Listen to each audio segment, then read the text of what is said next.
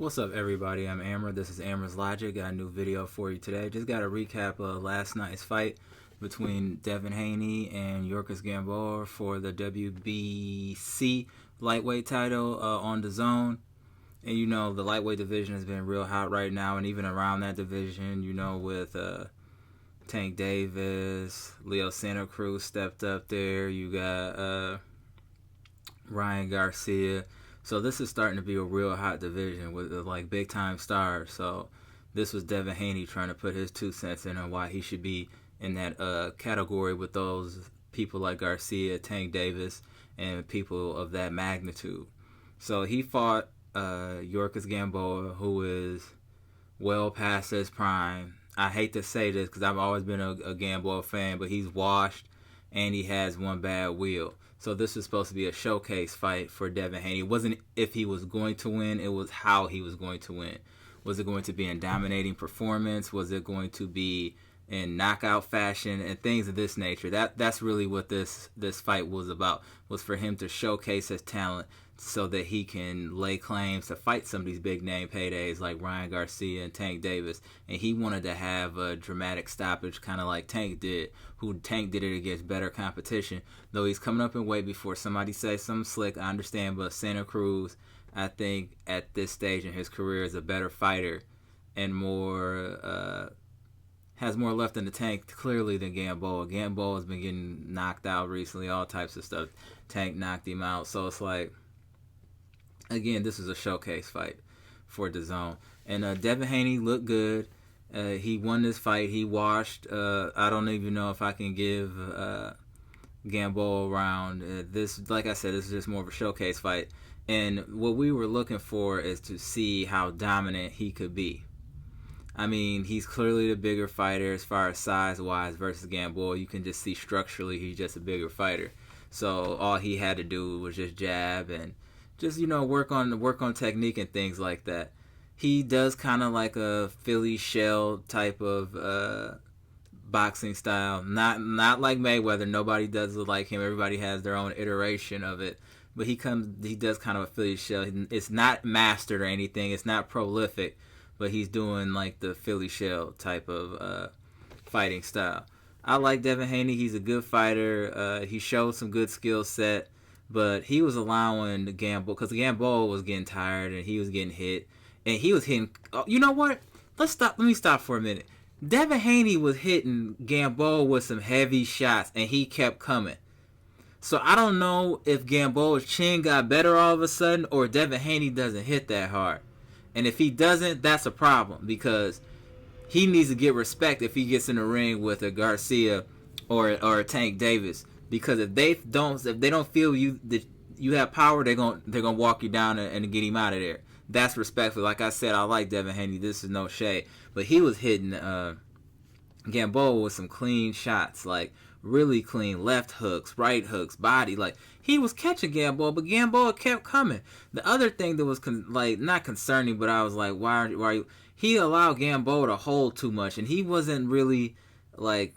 It didn't seem like he was vast with inside boxing, if you know what I mean. Be able to, you know, throw short punches inside, kind of, I don't want to say Sean Porter style, but if you see how Tank, if he's inside, he can still let his hands go. Like, that's kind of how he let Santa Cruz. He was in, but he's able to come up with the uppercut and get Santa Cruz out of there. You have to be able to fight inside. You can't just fight at range. You want that in your skill set, but that can't be all that you do is fight at range. You have to be able to mix it up. You need to have all facets, especially the people that he's calling out. He'll be in trouble. He'll definitely be in trouble. So he won this fight. Like, we don't need to get into a technical what the scorecard. He won every round. Gamboa was just there to get a check. That's really what it was.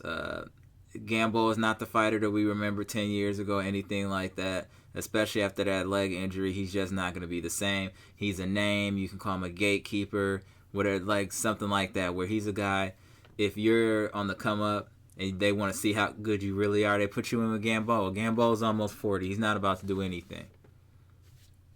Just keeping it real. And for me, Devin Haney didn't show me enough in this fight to let me know that he can beat Ryan Garcia or he can beat a Tank Davis. Now, what I'd be interested in is if he could go down to 130 and fight Lomachenko. That would get me more of an indicator of how good he is. He can't fight Teofimo Lopez either. I don't think that would be smart right now at this stage in his career.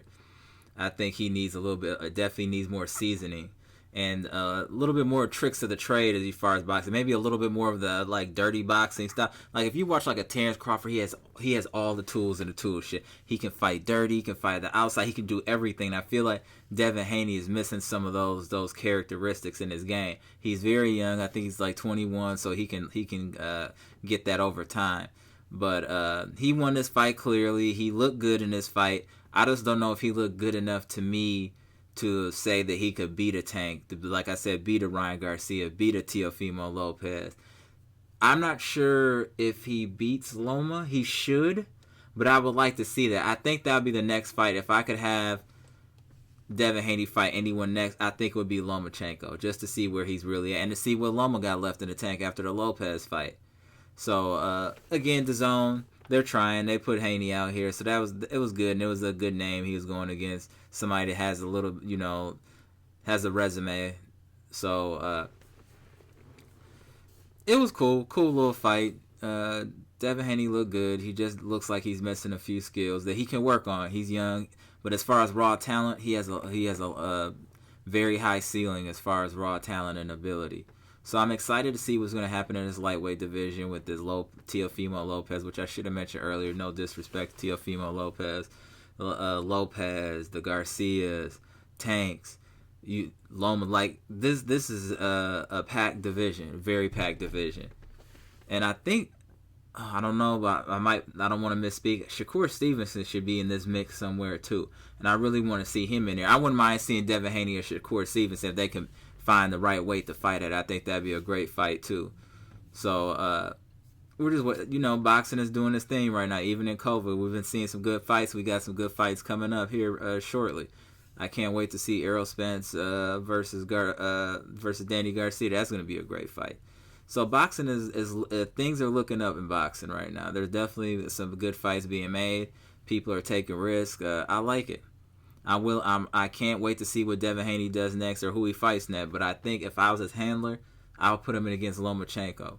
The reason I say that is because he's not really at risk of getting knocked out or anything. That's not like Loma has wild power, but it would show what skill set he really has and what he has to work on. Like, it'll be exposed. If somebody would expose it without him taking a chance of getting knocked out or anything like that, it'd be Lomachenko. So I think that would be a great fight for Devin Haney if he can get Lomachenko for his next fight, to really for a true barometer of his skill set. Like I said, he got skills. He can box. He can use distance. He has skills, but just to see where he's really at, because Garcia and Tank are not playing. Those dudes are the real deal. So is Lopez. So he has to be ready. And his handlers need to bring him along slowly if they need to. Don't let him jump out the window on IG like he's doing, calling everybody. Relax. Get ready. Learn your craft. Add more to your game.